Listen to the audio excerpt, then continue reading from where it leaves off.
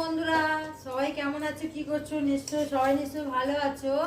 আজকে দেখো রবিবারে দেখো লাঞ্চের থালি তোমাদের সাথে শেয়ার করতে চলে এসেছি। দেখো বিরিয়ানি, ভেজ বিরিয়ানি বানিয়ে নিয়েছি। গাছের কাঁঠাল, গাছের ইঁচড় দিয়ে আর আলু দিয়ে দেখো বিরিয়ানি বানিয়ে নিয়েছি। আর এ দেখো আমসত্ত্ব, খেজুর, তারপরে কাজু কিশমিশ দিয়ে আমের আচার বানিয়ে নিয়েছি। আর এই দেখো চিকেন কষা বানিয়ে নিয়েছি। আর এই দেখো স্যালেড আর এই আছে, সবার খাওয়া হয়ে গেছে।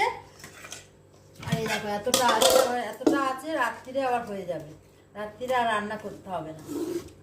এই হলো আমার আজকে রবিবারের লাঞ্চ থালি।